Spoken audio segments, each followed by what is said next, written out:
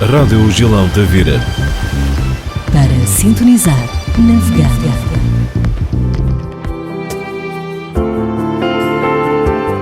Às manhã de quarta-feira, 29 de maio, um ótimo dia, continuação de uma boa semana para todos aí em casa.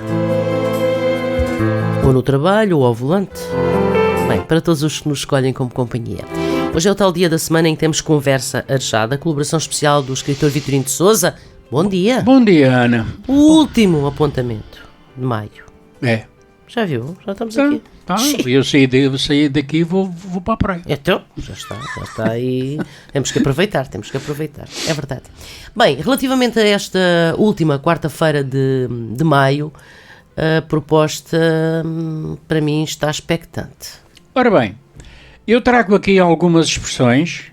Eu trago 7, não sei se vamos ter tempo de ver todas. Okay. Se não tivermos, vezes para a próxima. Outro dia, sim. São 7 expressões populares, não necessariamente de Lisboa, porque algumas delas entraram, digamos, na linguagem, digamos, de todas as... Do país. Sim. Não é?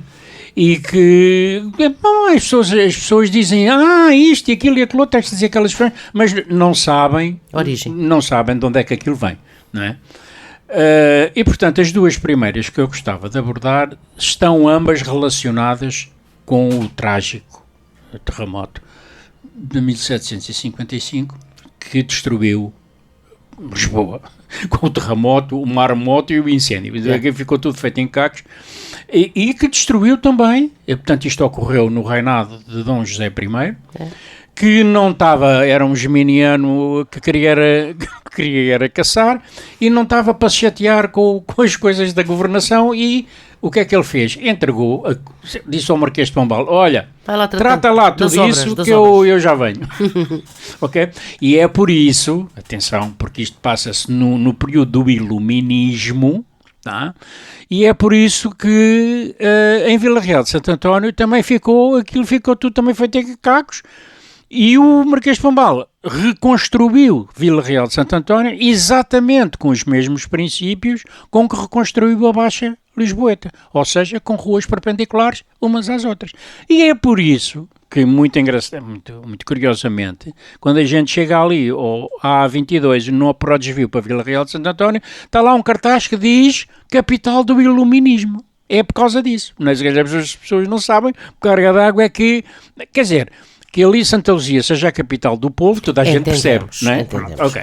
Agora, que se Vila Real de Santo António seja a capital do Iluminismo, é capaz de não ser assim tão direto, não é? Bom, então, o que é que duas das expressões conhecidíssimas, não é? Geradas pelo terremoto, evidentemente não tem graça nenhuma, não é uma coisa terrível, não é? Uma delas é caiu o Carmo e a Trindade. Quem é que já não disse? Olha, caiu o Carmo e a Trindade. E o que é isto, o Carmo e a Trindade? A origem desta expressão está diretamente relacionada com o terremoto de 1755, evidentemente, que destruiu Lisboa e outras cidades do litoral, Vila Real de Santo António, e o trágico acontecimento destruiu diversos monumentos, nomeadamente os antigos conventos do Carmo e da Trindade, dois dos mais importantes da cidade naquela altura. Aliás, quem hoje for ao Carmo, ainda lá está os restos, não é? As ruínas do convento do Carmo, que não tem telhado. Aquilo, digamos, o convento continua de pé, mas não tem telhado. Portanto, eles não reconstruíram, ainda hoje, no verão, claro, faz lá alguns espetáculos de música e tal, eu não sei o que, aquilo é muito bonito, não é? Mas aquilo está tudo... Bom, adiante. Então, para expressar como o terremoto tinha sido devastador, o povo, aterrorizado com o evento, começou a dizer que caiu o Carmo e a Trindade. Quer dizer... É algo... Pronto. Ora bem, caiu os conventos do Carmo e da Trindade. E assim, ainda hoje se usa essa expressão como um acontecimento dramático. Não é? Por exemplo, ao Benfica, não é? Caiu o Carmo e a Trindade porque não ganharam o campeonato deste ano. É um bom exemplo, não é? O convento do Carmo fora construído em 1389, no tempo de Dom João I, o célebre pai do infantão Henrique, e ao longo dos anos sofreu várias alterações que fortaleceram a sua imponência. O terremoto de novembro e se calhar quando a gente chegar a novembro iremos comemorar essa data nefasta, não é? Provocou graves danos na sua estrutura e, embora tenha sido iniciada a reconstrução, portanto, houve intenções de reconstruir, ela foi suspensa, deixando o corpo das naves da igreja a céu aberto até hoje. Portanto, o convento do Carmo está lá, mas não está, quer dizer, está lá uma ruína. Ok. Outra frase é Res Ves Campo de Ourique. Curioso, sim, sim. Não é? sim, Ah, epá, foi. Hoje pedia, tendo um acidente, pá, um gajo ia-me batendo, mas foi Res Ves Campo de Ourique. O que é que isto quer dizer? Campo de Ourique, como, enfim, é sabido, não é? É um dos bairros de Lisboa. Não é? Exato. E usa-se esta expressão quando acontece algo quase milagroso, algo que esteve quase para acontecer, mas não aconteceu por muito pouco. Mesmo à pele.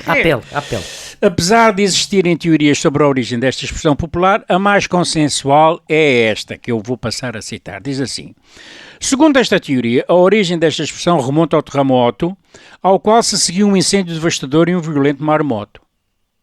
Como se não chegar... Aliás, é o que normalmente acontece quando nas cidades ribeirinhas tem o terremoto normalmente tem um epicentro fora no mar, e depois de ter caído as pedras, vem o mar e, apesar dos efeitos terem atingido praticamente, e aqui é que está a coisa, não é?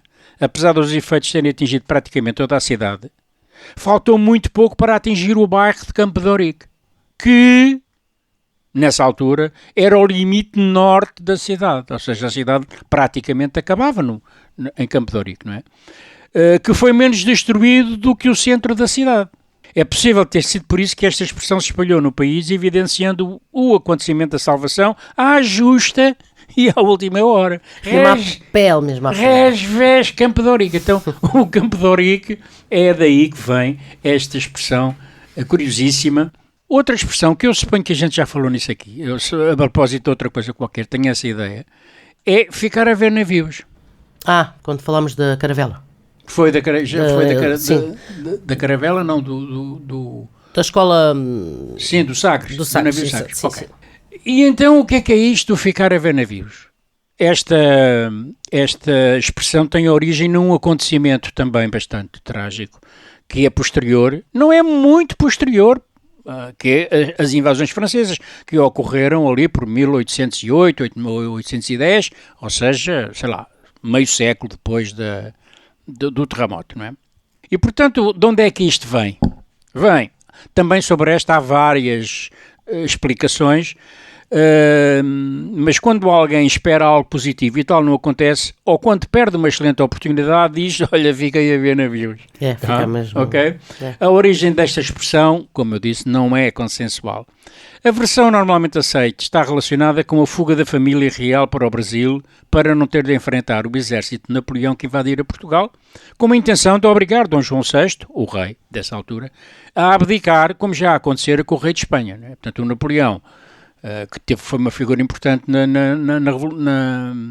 no pós-Revolução Francesa, um dia achou que não, enfim, autocoroou-se imperador. Pronto, e agora... Decidiu, está decidido. Eu agora sou imperador. Sim. E vai daí, era um grande estratega, um grande general, sem dúvida nenhuma, ajudou realmente tem uma história militar bastante proeminente, mas, claro, a sua ambição, como acontece normalmente a certas pessoas, resolveu, talvez, sei lá, não sei se inspirado pelo Alexandre o Grande, queria também ter o seu império, não é? Então vai por aí abaixo e resolveu, desatou a fazer disparates, evidentemente, é célebre, aliás, cometeu um erro que o Hitler mais tarde iria cometer outra vez, foi atacar a Rússia, não é?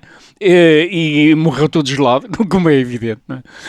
E então ele veio por aí abaixo, deu cabo pôs um familiar como rei de Espanha, e então veio e achou que, aquilo Portugal, aquela malta, aquilo é trigo limpo, aquilo é uma maravilha. O que é que aconteceu? Aconteceu que os conselheiros do Dom João VI, que era o rei na altura, aconselharam a, pura e simplesmente, pegar nas suas coisinhas, meterem-se dentro dos barcos e irem para o Brasil. Ela que se faz tarde. Quer dizer, pegar nas suas coisinhas não é bem, porque aquilo foi uma coisa horrorosa, de confusão, porque eu já li vários livros sobre o assunto, e então o rei só 3 dias antes 3 dias antes da chegada dos militares, das tropas francesas a Lisboa, não foi a Portugal, a Lisboa, é que disse sim senhor. Agora imagina a confusão das pessoas. É que não foi o rei, a corte de mais de 10 mil pessoas, todos eles a levarem os seus bens, não é? Pois. Tudo que era de valor, imagina, caixotes e caixotes e os meios existentes na altura para... E ainda por cima, conta a história que no caso de Belém, que foi onde eles embarcaram, ficaram centenas de caixotes com os livros da Biblioteca Nacional, que não conseguiram espaço dentro das naus, não é? Foi uma coisa horrorosa. Bem, mas isso não interessa.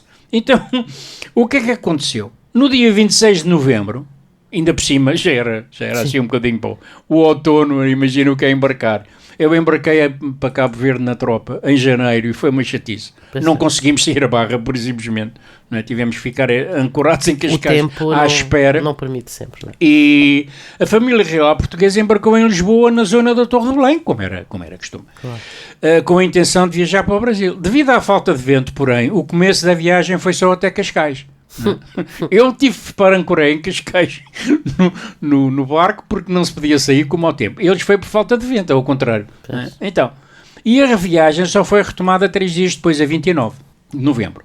A bordo dos 14 navios da frota seguiam, além da família real, cerca de 15 mil pessoas, ou há pouco diz 10 mil, são 15 mil, uma biblioteca com 60 mil livros e também o trono do rei Dom João VI. Está claro que o homem não chegando ao Brasil, não se ia sentar numa cadeirinha. Claro. Levou o trono. Este João VI tem coisas inacreditáveis, já falámos aqui na história do Banco do Brasil. Então, quando as tropas francesas invasoras, lideradas pelo general Junot, que conhecia muito bem isto aqui, porque ele tinha sido embaixador aqui, antes de ser general, né? Na manhã do dia 30, ou seja, no dia seguinte a eles... Já a frota navegava em mar alto em direção a Cabo Verde, antes de rumar ao Rio de Janeiro. Portanto, há 217 anos, o exército de Napoleão, com cerca de 26 mil homens, o que não é brincadeira nenhuma, ficou literalmente a ver navios. Tá? Chegaram ali às zonas altas de Lisboa, olharam para a direita, para a Barra do Tejo e está bem. Provavelmente viram os navios lá ao longe, pequeninos lá, já perto do horizonte. Então, é daí que vem o ficar a ver navios. Outras. Toda a gente já tentou meter o Rossio na Rua da Betesga. Querer meter o Rossio na Rua da Betesga. Pois, é uma coisa grande, sim. Para quem conhece Lisboa, onde é que é a Rua da Betesga? Portanto, nós temos o Rossio, a Praça Central, não é? Claro. E quando se está virado para norte, para cima, do lado direito tem a Praça da Figueira. Okay. Tá? E há ali uma ruazinha muito estreita, pequenina, que tem para quê? 20 metros ou 30, não tem mais, que é a Rua da Betesga. Então, é uma coisa muito pequenina, não é? Então, a expressão é muito fácil de perceber. Não é? É querer meter um elefante dentro de um mini. É a mesma coisa. Há outra expressão de querer passar um elefante por um buraco da agulha. Sim. Essa é bíblica, não é? Sim, também lá. Bom, então, é fácil de perceber. Isto porquê? Porque os lisboetas conhecem bem a pequena Rua da Betesga, não é? Que permite ligar o Rossio à Praça da Figueira. E facilmente se compreende a expressão porque seria impossível colocar o Rossio nesta rua com apenas 35 metros de comprimento. Enfim. Por isso meter o Rossio na Betesga é referir-se a algo impossível ou desproporcionado, não faz sentido, não é? Portanto, enfim, nós chamamos eu digo nós porque eu nasci em Lisboa, claro. Sou lisboeta, mas nós chamamos a Praça do Rossio, mas de facto, o nome oficial da praça é a Praça Dom Pedro IV. Quem é o Dom Pedro IV? É o filho do Dom João VI. Foi imperador do Brasil e durante os pouquíssimo tempo que foi rei de Portugal, porque ele depois abdicou na filha, a Dona Maria, assumiu o trono como o Dom João IV, o Dom Pedro IV, não é? E portanto é uma das mais antigas praças da capital portuguesa, como se sabe, não é? Aliás, onde ocorreram os autos de fé, queimavam lá as pessoas, é uma alegria. Enfim, okay. Sim.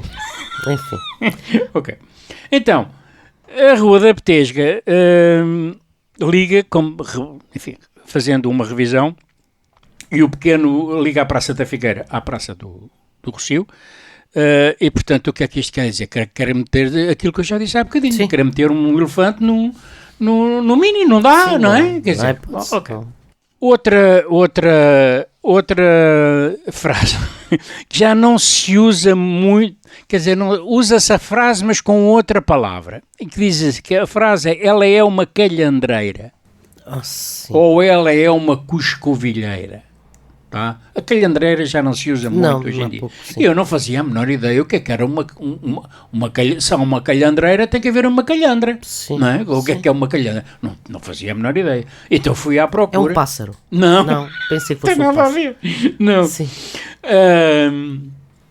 Portanto, nós temos para perceber esta frase, nós temos que recuar aos séculos XVII e XVIII. Tá? Estas coisas são sempre muito antigas, não é? Sim. Segundo os historiadores interessados nesta matéria, a origem desta expressão está relacionada com o calhandro. O que é o calhandro? Era uma espécie de penico da época. E esse objeto era despejado e supõe-se que durante a manhã, não é? Era despejado e lavado no Tejo, uma missão confiada a um grupo de serviçais, normalmente mulheres, que se encontravam ao serviço das famílias mais nobres e ricas da capital. Portanto, as senhoras pegavam no calhandro e iam lavar, despejar, e imagina a cena, não é? Enfim. Então, no entanto, e aqui é que está a origem da coisa, estas serviçais aproveitavam o momento para ficar à conversa, tá? Frequentemente de forma demorada, não é? A contar o que é que se passava Na casa lá de cada um. na casa. Cada Ora um, bem, não é? ora bem. Assim as mulheres iam contando tudo o que se passava nas casas dos respectivos patrões, trocando bisbilhotices e mexericos, tá?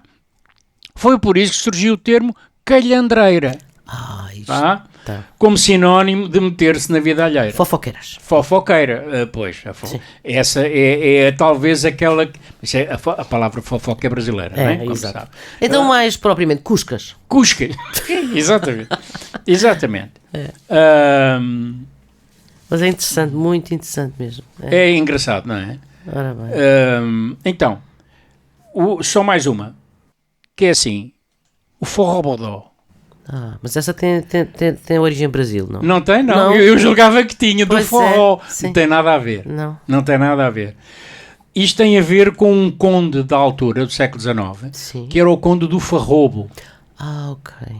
Sim. A gente diz forrobodó, mas não é farrobodó, porque vem do conde de Farrobo. E o conde de Farrobo tinha um palácio em Lisboa, não é? Situado na Rua do Alecrim, que é aquela que sobe, a rua que sobe cá debaixo do Cais do Sodré, lá para cima, para o Largo do Camões, e que atualmente é um restaurante. E então ele dava ali faustosos. Repara, nós estamos a falar do período da Revolução Francesa. É exatamente dessa altura, não é? Portanto, o povo estava... Mas os senhores da aristocracia e os nobres continuavam a dar grandíssimos banquetes, tá? Com baile e tal, eu não sei o quê. E que eram muito famosos nesse tempo, principalmente porque o resto da população vivia na miséria, não é? Então o nome Farrobo acabou por dar origem a Farrobodó, tá? E esta expressão manteve-se em uso até à totalidade, que significa festejar descontroladamente.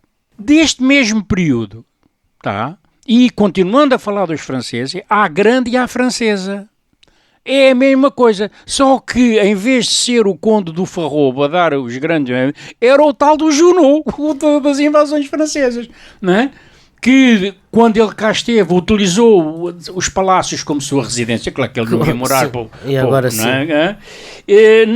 Organizava banquetes e bares no local, indiferente à devastação que ocorria no nosso país, feita por eles, evidentemente. Claro, exatamente, sim. A gente não se pode esquecer que quando os franceses desceram e passaram por Alcobaça, deram cabo dos túmulos do Pedro e da Inês, ainda hoje lá está, enfim, uma bestialidade. Bom, então desta forma o general Junot, que por viver com ostentação é ele que está na origem da expressão à grande e à francesa, o que tem significado em grande estilo.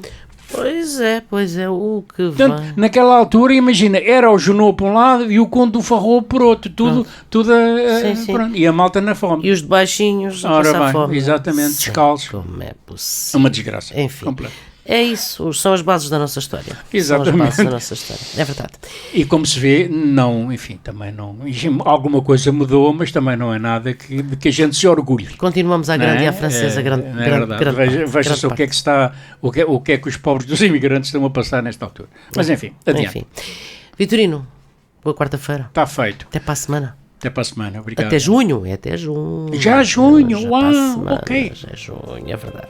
Bem, então até lá. Até lá. Rádio Gilão Tavira. Para o mundo, através da emissão online em radiogilão.com. A onda do Algarve.